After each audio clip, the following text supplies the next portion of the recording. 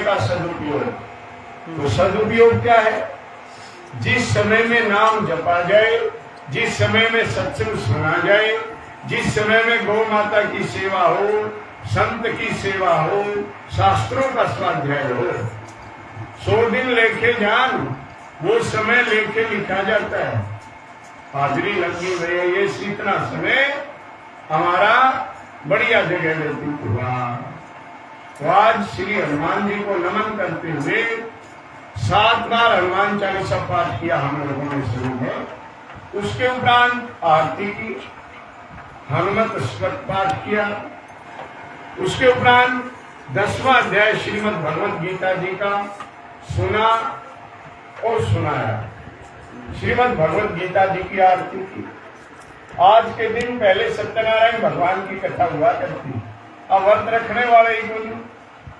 तो मैंने आचार्य जी से पूछा, महाराज जी कभी से वहां सत्यनारायण भगवान की कथा होती है आश्रम में, अब क्या करें? व्रती रखने, व्रत तो है नहीं किसी का। बोले भाई 5 वर्त तो कम से कम होने चाहिए। मैंने कहा व्रत तो 2 ही मसा मिले, कभी कभी कोई आवे कोई व्रती। बोले फिर एक काम करो, श्रीमद् भगवद गीता का उपदेश देने वाले कृष्ण भगवान भी तो सत्यनारायण ही है, वो भी तो विष्णु का ही अवतार है। तो भगवद गीता का एक अध्याय प्रारंभ करो।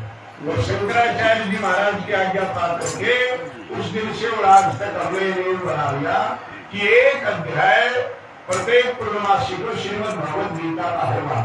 उस अध्याय का महात्म और हिंदी में अनुवाद, तब से और आज तक हम प्रत्येक पूर्णमासी को श्रीमद् भगवद गीता जी का पाठ करते हैं। महापुरुष कहते हैं जब आए जगत में जगत हंसे तू रोए, ऐसी करनी कर चलो तू हंसे जगत। माताओं बहनों भाइयों यहाँ से सबको जाना है, सब मुसाफिर है। 21,606 श्वास रोज घटे पल पल बंदे, धर्मराज घर जाना होगा आज नहीं तो कल बंदे, जाना पड़ेगा। किसी का जोर नहीं चल सकता। ये श्वासों की बुद्धि मालिक ने दी है, परमात्मा ने दी है, तो ये अच्छी जगह लगाओ। ये समय भगवान के सुमरण में, परोपकार के काम में, गुरु की सेवा में, स्थान की सेवा में, गौ माता की सेवा में, जो हमारे शास्त्रों में सत्कर्म बताया है उस कर्म में लगाओ। जैसे यज्ञ हवन को भी सत्कर्म माना है, गरीब की सेवा, बड़ों की सेवा, बूढ़े की सेवा, बीमार की सेवा, ये सारे सत्कर्म बतलाए। असहाय की सेवा, तो सेवा सफला सिद्ध है, सेवा विजय अपार, सेवा से मेवा मिले, सेवा में करता। आज आपने 10वां अध्याय सुना तो भगवान का नाम विभूति योग अध्याय सुना। मैं महीनों में श्रेष्ठ महीना मंगशीर का महीना मैं हूँ, और वेदों में कौन सा वेद हूँ? सामवेद में हूँ। और ऋतुओं में जो श्रेष्ठ है वो परमात्मा की विभूति है, और पांडवों में अर्जुन में सारी नाम विभूति योग परमात्मा ने बताया भाई जो श्रेष्ठ है वो मैं हूँ। जब परमात्मा ही सब कुछ है तो हमें उसको क्यों नहीं बचते? हमारे गुरुओं ने एक एक दृष्टांत और सिद्धांत देके इस जीव को समझाया कि ये जीव चेतावनी में आ जाए। चेतावनी में आया हुआ जीव कैसा होता है? चेतावनी में आया हुआ जीव दुर्व्यसन से दूर रहता है और समय का सदुपयोग करता है, और सपने में भी किसी का बुरा नहीं सोचता वो। तो ये समझ लेना ये जीव सत्संगी है। सुनकर छोड़े दुर्मति, सुनकर धर्म पिछाड़, सुनकर पावे मोक्ष को, सुनकर पावे ज्ञान। इसलिए सुनना जरूरी है। पहले श्रवण करें, फिर मनन करें, फिर निधि ध्यासन करें। ये सत्संग की परंपरा है। तो अर्जुन को मोह हो गया कि मैं किसको मारूंगा? चारों तरफ मेरे रिश्तेदार हैं, भाई है, चाचा ताऊ, रिश्तेदार, साले, भांजे, भतीजे, सब कुछ मेरा ही तो परिवार है। एक ऐसा इनको मार करके तो मुझे घोर पाप लगेगा। मैं युद्ध नहीं करूंगा। पहले बोले दोनों सेनाओं के बीच मेरा रथ ले चलो। भगवान अर्जुन का रथ दोनों सेनाओं के बीच में ले आए, और जब चारों तरफ दृष्टि घुमा करके देखा हो तो सारे रिश्तेदार, बंधु बांधव, परिवार के लोग, छोटे बड़े, गुरुजन, आचार्य, सारे ही खड़े जीवन की आशा छोड़कर। इनको मार के मुझे अगर राज मिल भी जाएगा तो धिक्कार है ऐसे राज। मोहग्रस्त हो गए अर्जुन। तो भगवान कृष्ण एक भजन के माध्यम से गीता का अध्याय सुनाते हैं, आप समझ लेना। अब अर्जुन युद्ध करता नहीं है और भगवान कहते हैं भाई युद्ध करे बिना तेरी गति नहीं। अब तो युद्ध करना ही पड़ेगा। क्यों? क्योंकि ये धर्म युद्ध है और इस युद्ध में अगर तू पीछे हटेगा तो लोग तुझे कायर कहेंगे। कायर था अर्जुन, तो तू कायर कहलवाना पसंद करता है क्या? तो मोहग्रस्त अर्जुन भगवान से प्रार्थना करते हैं, हे प्रभु जी क्या बदलाऊं मैं, हे प्रभु जी क्या बदलाऊं मैं। हे प्रभु जी इन पूजनीय गुरुओं पर कैसे बाण चलाऊं मैं, प्रभु जी क्या बतलाऊं मैं, प्रभु जी क्या बतलाऊं मैं। इन पूजनीय गुरुओं पर कैसे बाण चलाऊं मैं, प्रभु जी क्या बतलाऊं मैं, प्रभु जी क्या बतलाऊं मैं। गंगा जल लाए कर जिनको नवाया करता, संतार बैठ कर चंदन लगाया कर, चरणामृत लेकर पुष्प चढ़ाया करता, चरणामृत लेकर पुष्प चढ़ाया। मध्याह्न के काल और दोनों समय सुबह शाम, साव के सहित जिन्हें किया करता परिणाम, गुरु के चरण सोई जिनके अंदर चारों धाम, गुरु के चरण सोई चारों धाम, गुरु के चरण सोई जिनके अंदर चारों धाम। प्रभु जी प्रभु जी मैं शस्त्र ठाऊं मैं, प्रभु जी शस्त्र ठाऊं मैं। कुछ राज की चाह नहीं त्रिलोक की चाहूं मैं, प्रभु जी क्या बतलाऊं मैं,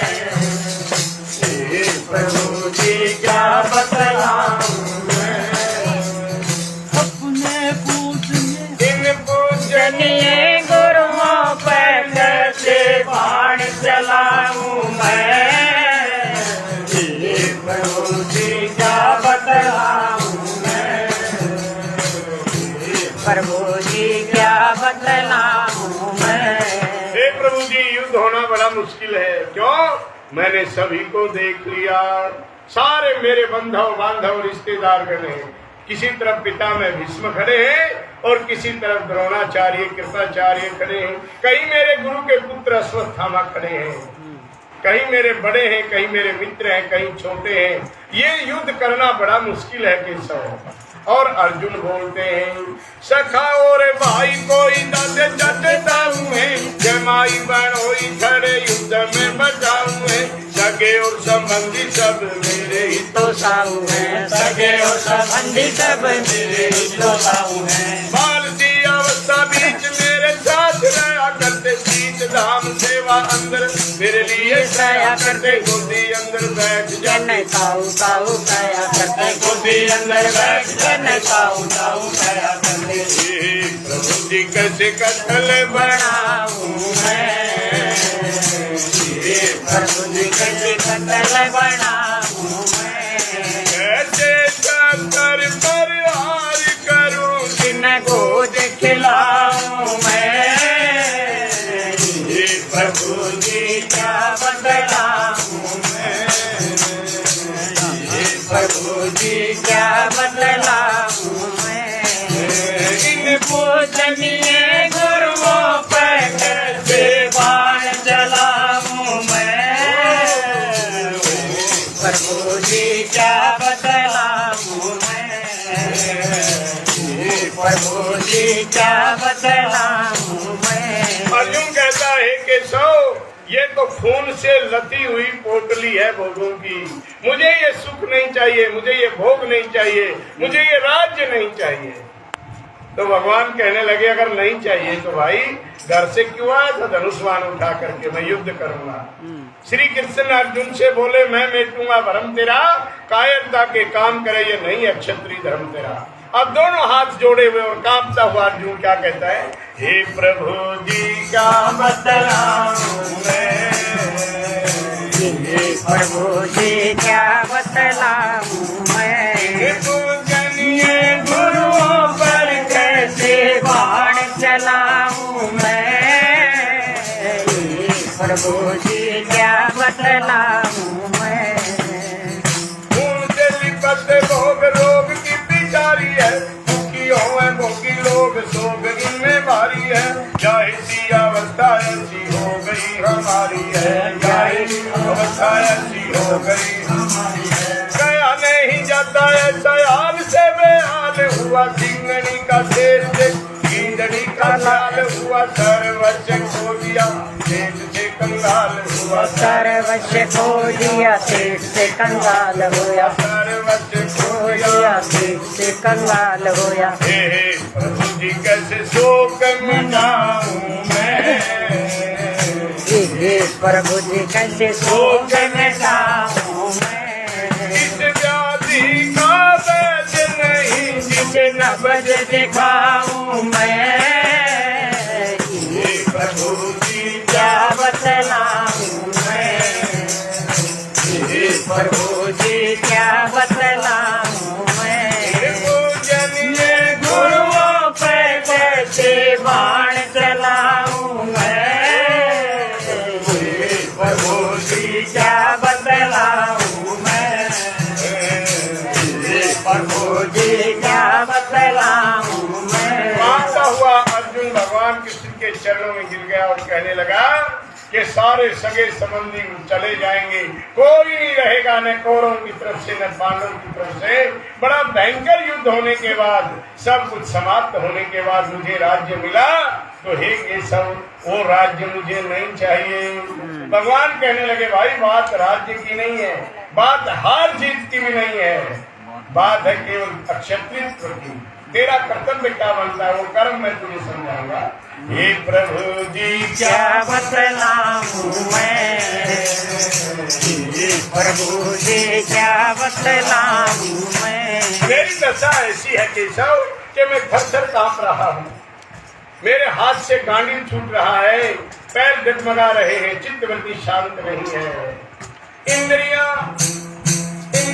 विकल भाई, इंद्रिया विकल भाई, अंधेरा सजाए गया, इंद्रिया विकल भाई, अंधेरा सजाए गया, आंखों से तो दिक्कत नहीं, अंधेरा सजाए गया, रात में कंपन हुई, नैनो पानी आए गया घाट में कंपन हुई, नैनो पानी आ गया, रात में कंपन कंपन हुई, नैनो पानी आ गया, पाप और पुण्य क्या है मोहे नहीं तेरा है, अपने को भूल गया कौन, तेरा मेरा है, पागलों का होए जैसा ऐसा हाल मेरा है, पागलों का हुए जैसा ऐसा हाल मेरा है, मेरा पागलों का होए जैसा ऐसा हाल मेरा है, हे प्रभु जी घबरा रामू मैं, हे प्रभु जी यूं घबराऊं मैं, उस छुपे हुए ओंकारा नंद को कैसे पाऊं मैं, प्रभु जी क्या बतलाऊं मैं, उस छुपे हुए ओंकारानंद को कैसे पाऊं मैं, प्रभु जी क्या बतलाऊं मैं, प्रभु जी क्या बतलाऊं मैं, पूजनीय गुरुओं पर कैसे बाण चलाऊं मैं, प्रभु जी क्या बतलाऊं मैं, प्रभु जी क्या बतलाऊं मैं, बोलो गोविंद भगवान की जय हो। एक केशव ये युद्ध होना बड़ा मुश्किल है। अच्छा आप लोग गीता पढ़ते हो, भागवत पढ़ते हो, उपनिषद पढ़ते हो, ये बताओ कि ये भजन कौन से अध्याय का है? बताओ। गीता पढ़ते हो, बहुत पुराने छोटे बड़े सारी संगत बैठी हुई है, जो ये भजन है ये कौन से अध्याय का है ये बताओ। ये तो पहला ही अध्याय का मैं हजी बहुत बढ़िया, पहले अध्याय बहुत बढ़िया। ये पहले अध्याय में शोक से ग्रसित हो गए थे अर्जुन, पहले अध्याय में। और ये शोक मिटाने के लिए कितने अध्याय सुनाने पड़े ये बताओ। 18 जी हैं? वन्ना जी वो तो 16,000 कुछ पता नहीं कितने हैं उनका सुन वो नहीं, कितने अध्याय में अर्जुन का मोह नष्ट हो गया सुन करके। अच्छा 10 अध्याय, 11वें अध्याय में तो कर लिया तैयार, ठीक है जो आप कहोगे। उसके बाद शरणागति, अब तो आज्ञा पालन करना है बस।